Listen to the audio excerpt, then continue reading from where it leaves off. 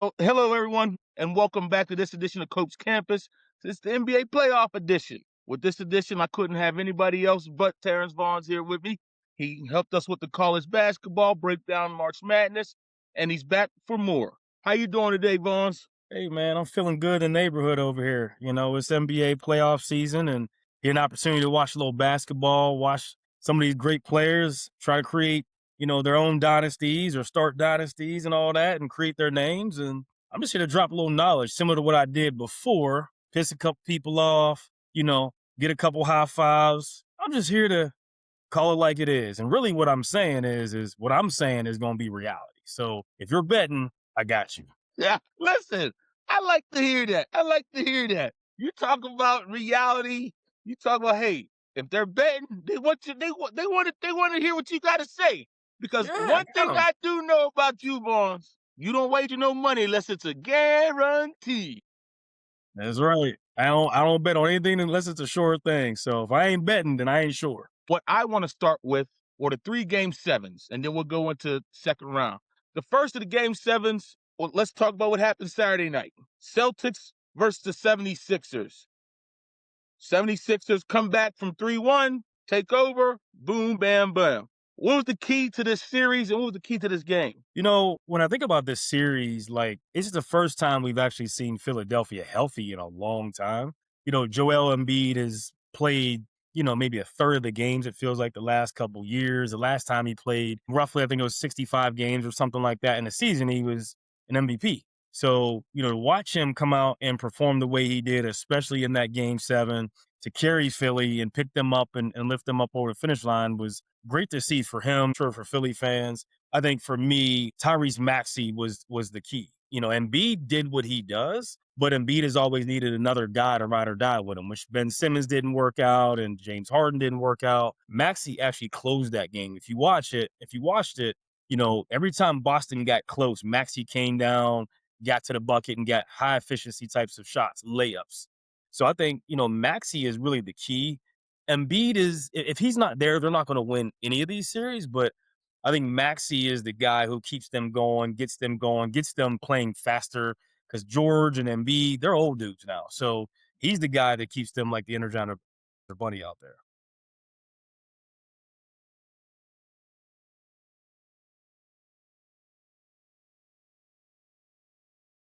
Maxey is a tough guard, man. Yeah. He's a tough guard. He's he's probably one of the he is one of the quickest, maybe the quickest with the handles, with his Hmm. touch around the basket. So he's very well polished. So when he first came in from Kentucky, if I do believe, and when Hmm. he first came in, is he going to be another just fast guard? You know what I mean? Like Raven Felton was, things like that. Yeah. But Ty Lawson. I said, man, but nah, he's a ball player, man. I like what he does. Joel Embiid coming back from his appendectomy, he's been a monster. 34 points with Celtics. They shoot themselves in the game. They shoot themselves out the game. Like it was Jalen Brown's game to take over. Because I feel like he has some hostility with Tatum. I don't know why, but I just feel like he just carries himself with that. I want everyone to know that I'm the number one on the team, and I'm like, you don't really got to do that, brother. But what they was Yeah. down, what 97, 96. With 5 minutes left Yeah. They and cut it to they one. shot 9 more threes Yep. and couldn't hit the broad side of a barn. Tatum was out, but they still had their chances. I believe Philly right now, they're clicking on all cylinders. So we'll see what happens, Hmm. in the second round of playoffs. We'll talk about that. But let's get to the next game. And I'm upset that we had to see these two teams play these two teams play Friday and Sunday. But the Orlando Magic Hmm. and the Detroit Pistons. Detroit came back and they won the game 116-94. What did you see in this series? Hmm. And what was the key for the comeback for the Pistons in the series? I think it was a shock that Orlando was the way they were. Forget the seeds, 8-1, 1-8, whatever you want to call it. It was when you look at the two teams, right? Like Orlando is really centered around Bankero. Like that's their guy. They don't have a ton of star players on that team or firepower on that team. You look at Detroit. and they got this young nucleus. You got Cade, who's a MVP type of candidate. You've got Doran, who came along this year and had a breakout year and kind of reminds you a little bit of like a Bam out of bio down in Miami, maybe less the passing, but the rebounding and the scoring ability and the strength and the youth, the athleticism, it kind of gives you a little bit of sense of that. So I was shocked that they were down the way they were. Orlando kind of showed its true colors, right? The one game they were up, I don't know, 15, 20 points, and they ended up missing. I don't even think they scored for a long period of time. They missed like 20 shots or something crazy in a row. And it's like, I look at that and I go, okay, is that the players? Is that coaching? Is it a mixture of both? It's probably a mixture of both, but as a coach, you got to start calling plays that at least get to the line.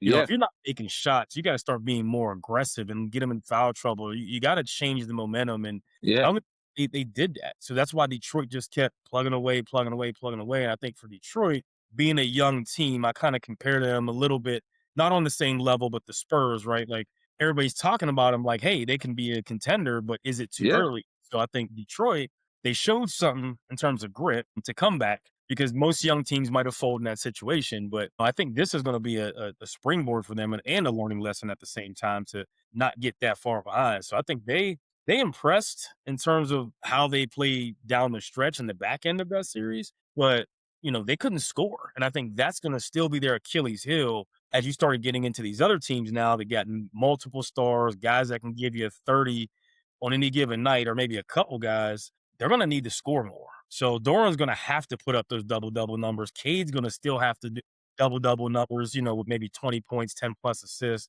They need a third score for one of those two when they're off, or Doran gets in foul trouble or something. So it'll be interesting, but I thought it was a great series. Always great to see game sevens. They're exciting. And I think Orlando's got some things they got to figure out. yeah. And let me. I want to start with let me start with the negative first. And the negative to me was Orlando. We thought. I don't want to say we. I'm going to say I. I thought coming off of what they did last year that they were going to progress a lot better in this season. Okay, Franz got hurt for lengthy while, so I get it. But all year long, your boy, your Duke boy, Paulo, he would show you glimpses. You put up a 30 piece on you. And then next thing you know, you got 18. Not that many shots. I'm like, yo, bro, what you doing, man? You pretty much 6'7", 6'8". You got the strength on you. You got the feel around the bucket. But he showed me something in this series. He showed me that when it comes down to it, he can do it. So he impressed me with that. Because he had a heck of a series. I could Yeah. say that. Like You need some he help. put on. He put Yeah. on for Duke. I Yeah. respect that. Yeah. Begrudgingly as I say it, but I do like Paulo. You like a But lot of that Duke players. You just won't admit it. It's fine. listen, we're not even gonna talk about that right It's now. fine.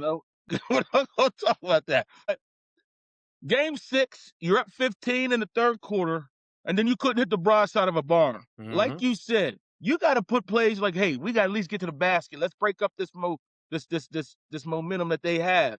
They missed 19 out of 20 shots in the fourth Mhm. quarter. You only scored 8 points in the fourth quarter. That's not even high school numbers with 8-minute quarters. So it was sad. But what it did show me on the other side was Cunningham is that dude. He had to pull him and he had to, pretty much get everything out of him that he could. And the University of Tennessee guy himself showed up. Tobias Harris, best game he's played all game, all in his whole career, game 7. Mhm. I seen when he was with the 76ers and they lost game 7 to Atlanta.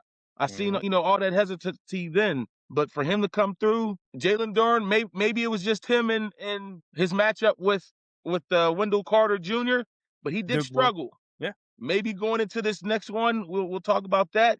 We'll see. But if the Pistons going to keep this number 1 seed up, they got to get more help, especially from Doran, like you said. All right. So the last game of the night, which it was pretty entertaining for the most part. I liked it. It was those pesky Toronto Raptors. They end up losing game 7 to the Cleveland Cavaliers, 114-2 after a lucky OT bounce in game 6 to get them to game 7. Who made that shot? So the dude from Canada made the shot. He's from Canada, so that's why he made the shot up there. By way of Duke? Okay. Go ahead. Proceed. You and this Duke, man. Listen, Proceed. they finally, they finally starting to do something. And I want to say shout out to Trajan Langdon too for being for being very instrumental on a high up, in the general manager realm. So I give Mhm. you that too. Okay, Right. finally. Oh, I know. We're everywhere. But go ahead. Yeah, I'll like let you finish. Visa. So with this game right here, 114-102, what was the keys for the Cleveland Cavaliers to win this game? I thought after game 6 when RJ Barrett hit that shot that, Cleveland might be in some trouble because you've got one guy on that side that they traded for named James, who game sevens aren't his thing. He just doesn't seem to show up as well in the playoffs, doesn't seem to show up well in game sevens, and just finds a way to hide and look minimized for his greatness that he actually has. So I thought that, after that shot, dejection, they should have won that game coming back home, you know, I figured Donovan Mitchell would hoop, but I think Jared Allen was actually the key. As we talked about that having that third scorer, you got to always have a third scorer that enables you to give your top two guys a break, or somebody gets in foul trouble, or somebody's exhausted. They can't just handle the ball and do everything and play defense. And so Jared Allen, I thought, was actually the biggest key to that game and gave them something different than what Mobley has been giving them, than what Harden and Donovan have given them. If he can play even at a double rate, and we're not talking about, you know, high volume of shots. We're just talking about being around the basket, putbacks, lobs, stuff that, back in the day, the boy that used to be in Houston, that Clint Capella, that used to be like that with Harden, or guys like that just roll to the basket. Rudy Gobert used to be like that earlier in his career. If he can give them, a good 10 and 10, they're sneaky, man. Like, everybody wrote them off already. Everybody's looking at the Knicks. Everybody's looking now at Philly beating Boston. I wouldn't write them off too soon. And you know what? Let's keep it ACC, right? Scotty Barnes showed me something. Florida State Scotty Barnes showed me something in this series, because I felt like him and Paulo are like the same type of mentality, as far as, if I have it hot, yeah, I'll ride with it. But if I just feel like I'm going to dish it, I can get people involved, I'm going to do that. I feel like I would want him to, like he did this series, especially in Mhm. the last like 3 games. He started pressing it more. He started shooting more, because I already know that he's already fighting for shots with RJ Barrett. We already know he likes to shoot. And then Ingram being hurt, that Yep. that hurt them a lot, even though, Yeah.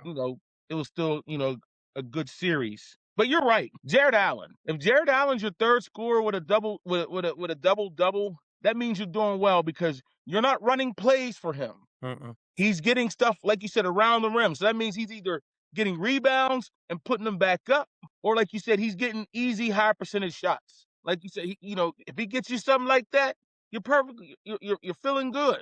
You got some shots off of the bench by Merrill, 3-point shots. We'll see Strus is working himself back in there. See if he starts, getting more clutch. We already know what your boy does. You already said it. What James Harden does.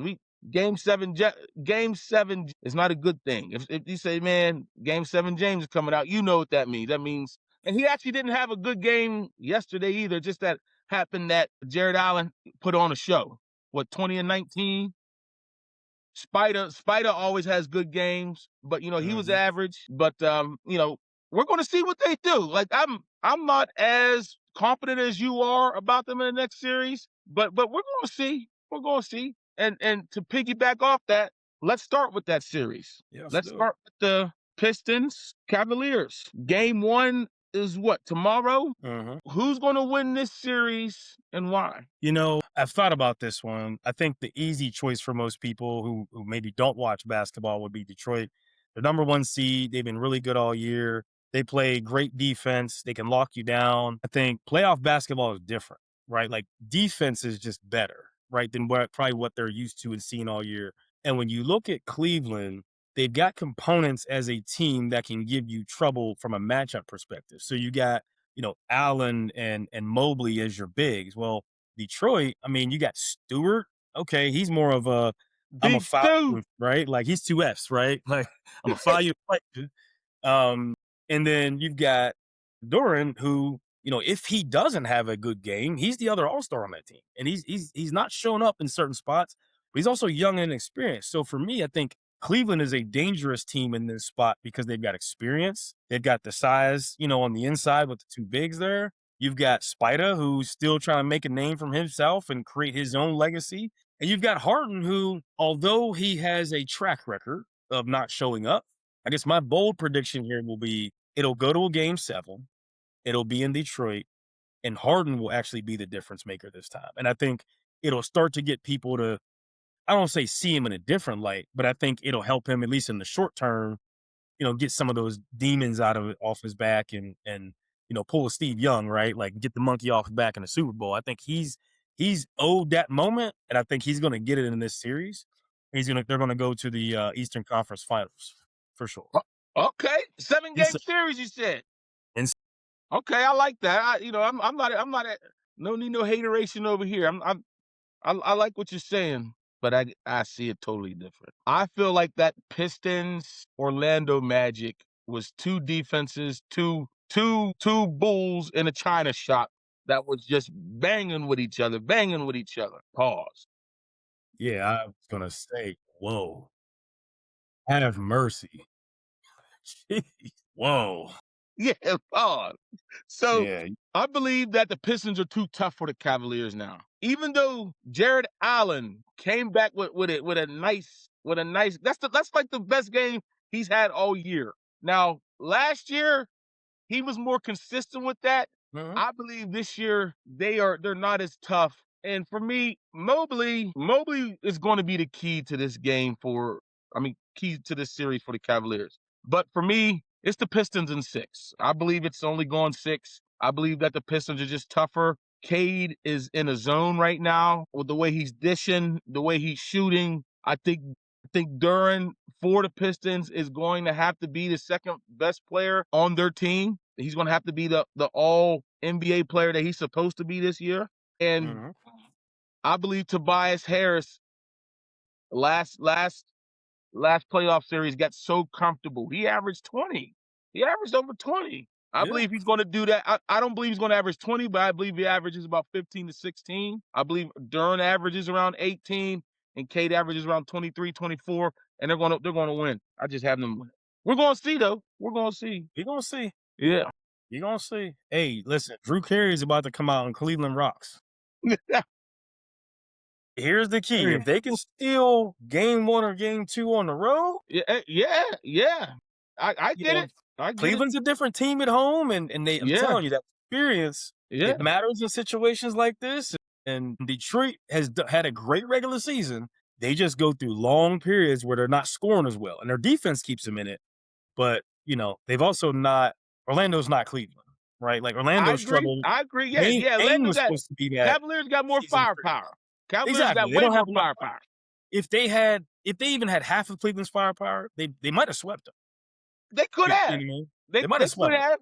And shout out to Drew Carey, my fraternity mate. You know what I mean? To the dynasty side. But but let's get to the I think the most lopsided, what people are going to think is the most lopsided series. Let's get to the Thunder's Lakers series. Who you got? What do you see? I think the Lakers are kind of the enigma of the playoffs right now, meaning you expect more based on the names they have. I think the challenge is yes, LeBron did it against Houston. And then Reeves came back towards the end of that series, which is a tremendous help to that team and their ability to score and create offense. I'm not sure what Luka's situation is, right? Like, is he coming back? Is he gonna be there for the beginning? How is that injury going to be playing against a group of young dogs, I would call it? And I look at this series and go, matchup wise, Lakers can score, but OKC defends. I mean, they've got the experience, defends you with multiple different types of guys. They've got guys that can just defend, that can shoot, that can get the ball up and down the court. You got Shea Butter, who's, he's gonna have a field day with that. They have no answer for him. The key is gonna be, I think, too, you've got Jalen Williams as well, right? Who's their second best player, who's a all NBA caliber of guy. If he's gonna be healthy, then I think this is one of those best case 4-1 types of series. The brooms might even get out from time to time. But if he's not, then that opens the door a little bit for the Lakers. I think they could steal, a game, maybe 2, but I still think OKC is just, there's too much. They're too well-rounded of a team, and they've been there, and I think they're just as hungry this year as they've been the last couple. Yeah. Well, earlier in the podcast, you had that the heat is on as your background, and I respect that you like the heat. I know it's after where we're from, we don't have an NBA team, so we do, and I get that. Trust me, I'm the same way. I think we both were Bulls guys when we were kids. You know what I mean? We Yeah. know, but let me say something. Can I just get some admiration for the king? I mean, 41 years old, out there doing his thing. He's not a scrub. He ain't TLC. He ain't no scrub. He's not Shorty Thieves. He ain't no pigeon. You know what I mean? He's not that. He's out there doing his stuff thizzle. Mm-hmm. But with that being said, the Thunder are going to cakewalk through this one. And it's not even going to be close. You hit the nail on the head with you said, hey, I can see the sweep. I can see it too. But if I'm calling it a gentleman's sweep. I think the Lakers may take game 3, the first game at home, because they'll probably have some rest in between 2 and 3. Probably get like 2-night rest. You know what I mean, and play on third day. So they may get it. I don't know if Luka's coming back either. We don't know what's going on with him. But even with Luka coming back, I may give him another game because I don't know. I don't know what his conditioning's like. I don't know anything going on with him. Yeah, uh, that's easy for me. I think, like you said, Thunder's too deep. I mean, they're too deep. They have people everywhere. SGA's SGA. He's silky smooth. The Canadian nightmare. I ain't gonna say. I ain't gonna. I was gonna say the other word, but the Canadian nightmare. I'm gonna keep it at that. And yeah, that's gonna be that for the Thunder. As much as I love LeBron, nah, bro. The Thunder are legit. Yeah, he gonna have to sit down on this one a little bit. Yeah, Pause. yeah. Um, like, you know what I mean? Like, as my man Shannon Sharp would say, I'm gonna give him a little credit here. I don't care if they get Austin Reeves, Keanu Reeves, or Dan Reeves. Yeah, facts. Hey, hey, listen. You're not going to get any argument from me. Yeah, I mean, sheesh. They're a 15.5 point underdog tomorrow. yeah, That's saying it lightly.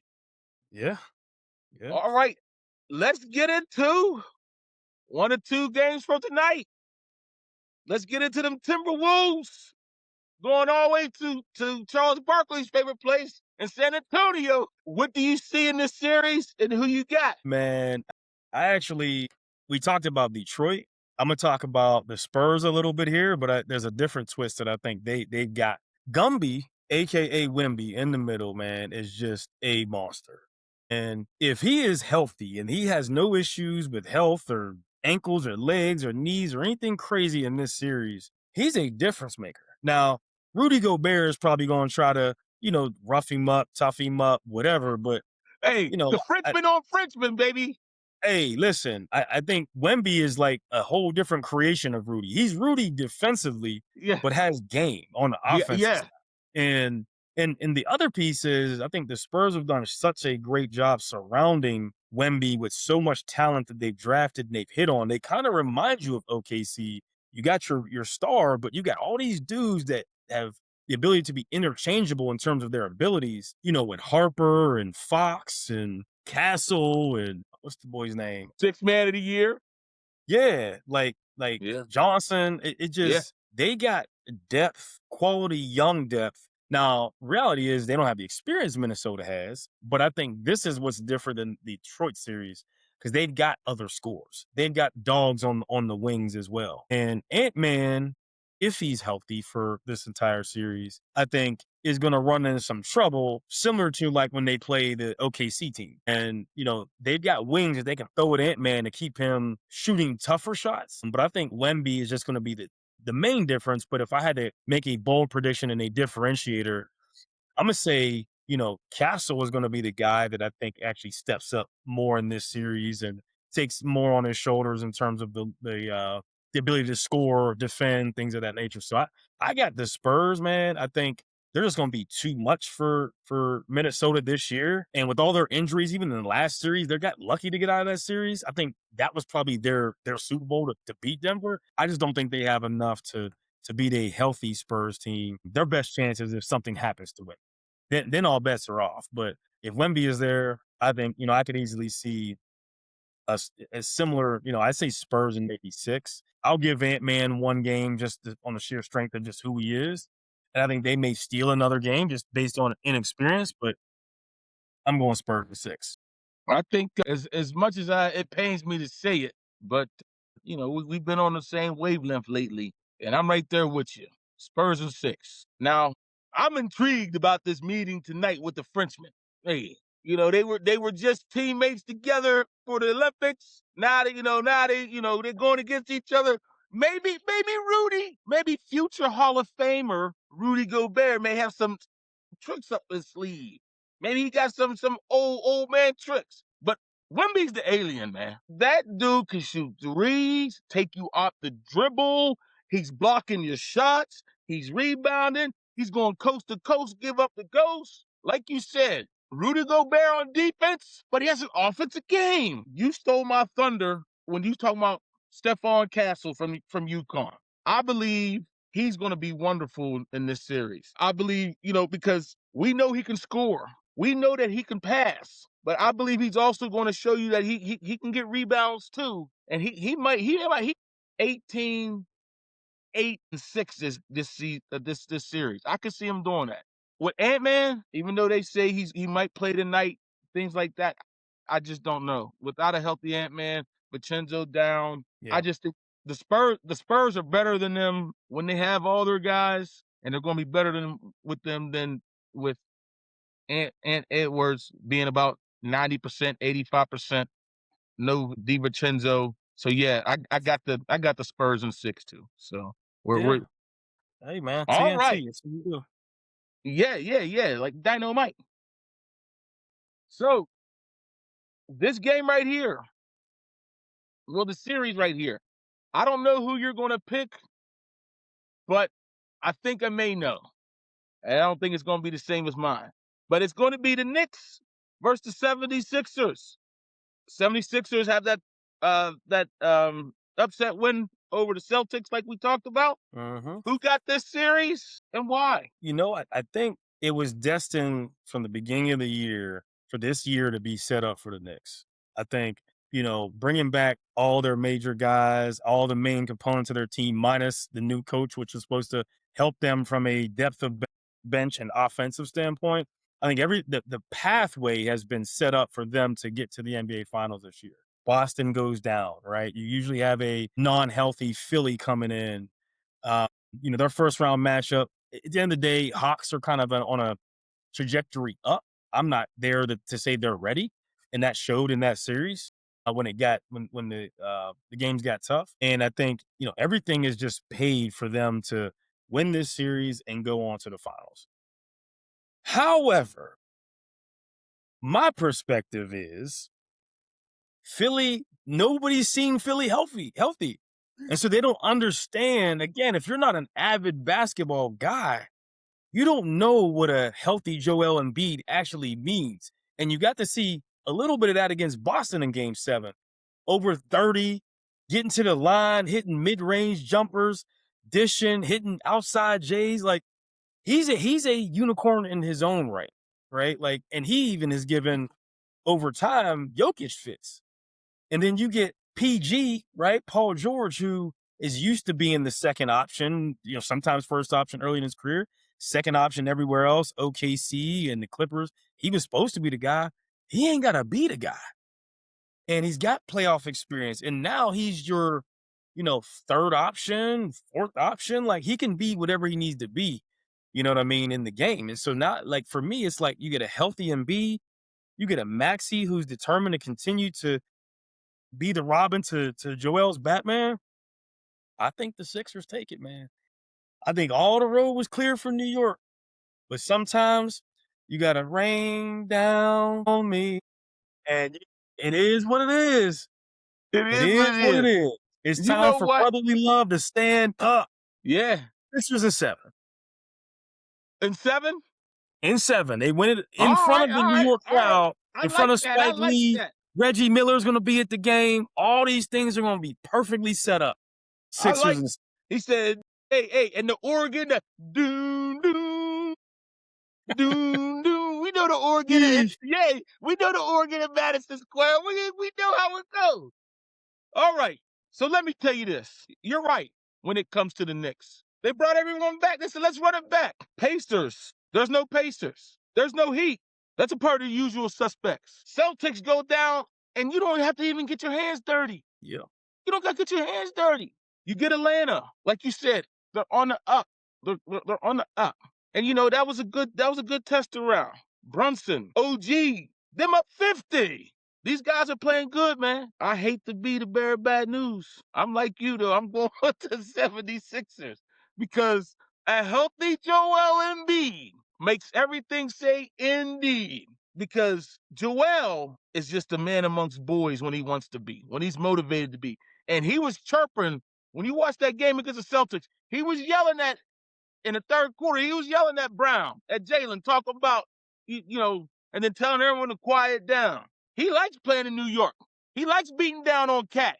Mitchell Robinson don't got nothing for him. When the Joker was on his ascend, and it was right before he took over as being the best big man, and before Embiid got real and started getting more injury prone.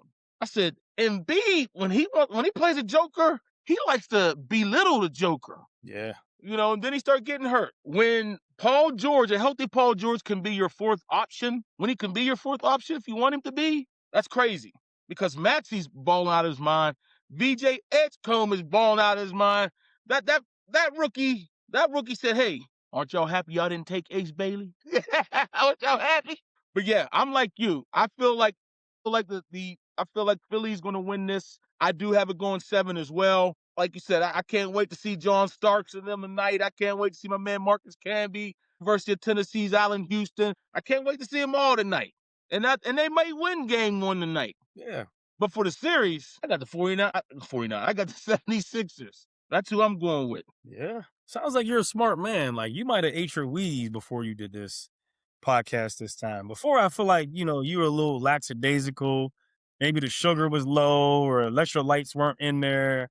Like, you ain't get your apple a day. I don't know, but today, like, I feel like you got some water or something. Like something's changed about you. You're glowing differently. This is water, man. This is that water. Yeah, all right. That's a big can for water. High quality H2O. When I go on my nature walks. Cut water. Water, all right. Nah, this is that Bobby Boucher water. All right. Just checking on you, man. So you're agreeing too much. You're agreeing too much with what's going down. It's kind of like, Skip agreeing with Shannon Sharp back in the day. Yeah, like, but it's logic. I'm not gonna take a stance that I don't believe in just to argue. So yeah, a lot of people do. A lot of people do. We know a lot. I can't do that. Hey, I have to base it in my truth. If my truth sees what it sees. Like I said, I believe now. Yeah, I believe all these are going to be winners. I do. You got the Cavs, I got the Pistons. We gonna see. Yeah, we're gonna see. I expect to be 4-0 when we come back. All right, well, let you tell it. Because next week, I will get you back on here. See how things are shaping up. Yeah, see how things are shaping up. And I believe the Pistons will be up next time in the series. Lakers might already be down 3 in the series. Yeah. Bronny might be getting 20 minutes a game. That's how you know they're down. Him and Dalton connect. Yeah. Well, I appreciate you for being on, brother. I thank you. And like I said, I look the next week to see where our predictions are, see what's going on, seeing who's rising to the. Yes, sir. Appreciate you, man. No Thanks problem. For having me. And you're welcome. And that's it for this episode of Coach Campus. Stay tuned.